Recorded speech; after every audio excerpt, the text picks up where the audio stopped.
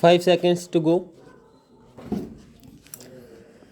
Mr. Deputy Chairman, I have to thank honorable members for the kind words that they have said about the government in the course of the discussion this afternoon. This is an occasion of more than ordinary significance. The political history of India had many vicissitudes, and this particular day will be remembered as placing another milestone in our progress towards an ideal state.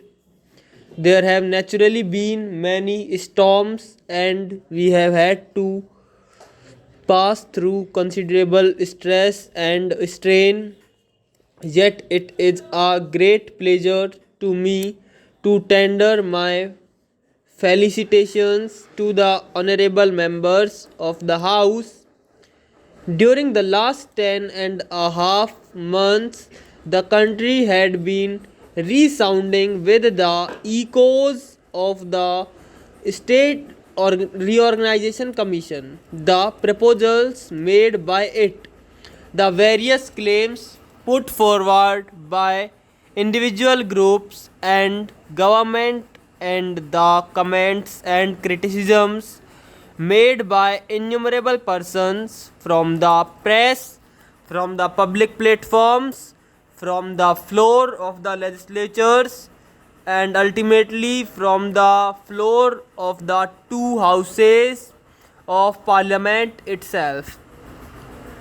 It is a matter of gratification, I would submit, almost one of unique character, that in spite of all the vicissitudes through which this bill had to pass, ultimately the form which it has assumed and which represents the fruits of the collective wisdom of the two houses of parliament, has the support, almost the unanimous support of both the houses. I would like honorable members just to place before themselves the picture of the new map of India. So far, we had a large number of states. Perhaps there were 20 states besides some other territories, but now we will have only 14 states and 4 territories besides the Andamans, the Nicobars, and the Lakhdweeps. The citizens of this country will be living in the states, and only less than 2% or just near about 1% will be living in the centrally administered areas.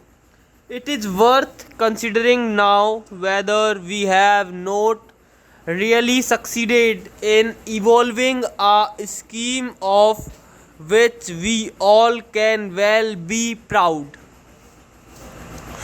If honorable members will consider the case of each individual state, they will find that almost unanimity had been reached, except in the case of Ahmedabad in Gujarat. If you take one state after another, you will find that almost all people in the country have now accepted the scheme that is contained in this bill. If you take the various states, you will see that Tamil Nadu, Andhra Pradesh, Kerala, Punjab, Rajasthan, and other states have virtually accepted the scheme contained in this bill.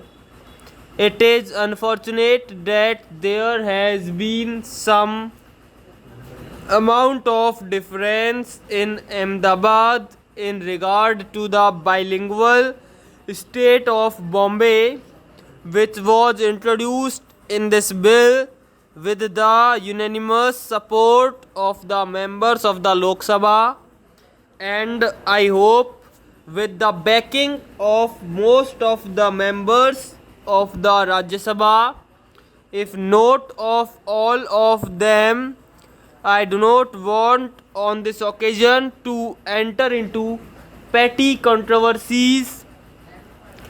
This is too big an occasion to admit of any trivial points by way of debate or otherwise.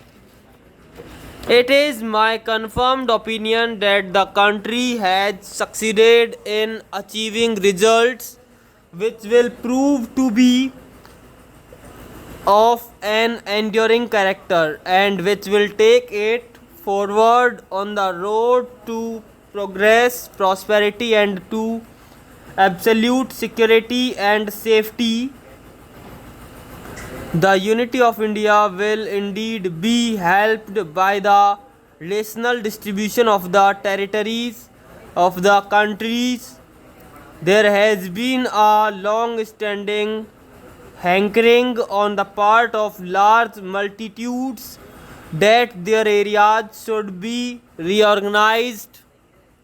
It was but proper that the government should have appointed a states reorganization commission to deal with that matter.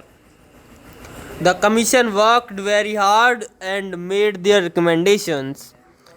We are obliged to the commission for the thought that they bestowed on the ticklish and knotty problem. Well, there were certain matters to which the government had to give further consideration, though they had always been anxious to translate into concrete form what emanated from the commission.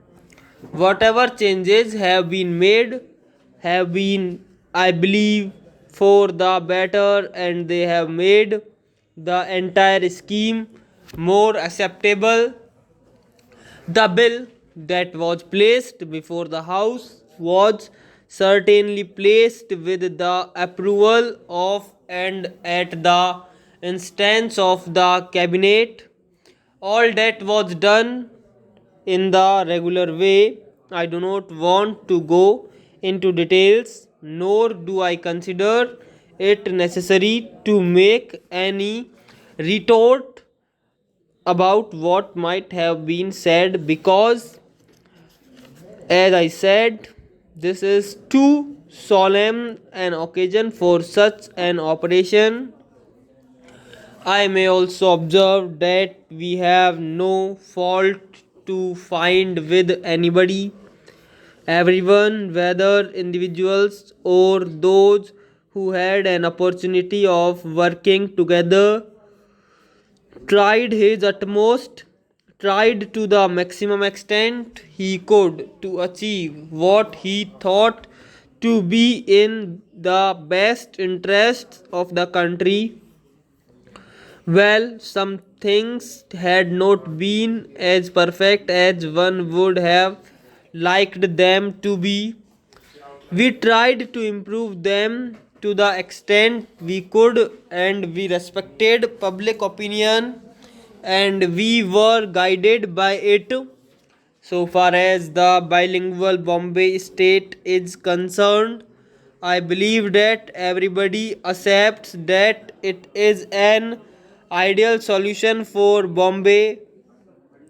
Without being unfair, no one can find fault with government for having agreed to accept a proposal which I think 99% in the country is considered to be the best solution to this very ticklish and almost insoluble problem which had engaged the attention of this and also of the other house continuously for days and days and for weeks and weeks. I am glad that today the scheme that we have has the backing, the goodwill, the blessing, and the support for the entire people in the country. There may have been some errors, there may have been some aberrations. Well, that is unavoidable in human affairs, but after all, man learns by mistakes, and wisdom is ultimately the result of the lessons learned from a series of mistakes that are committed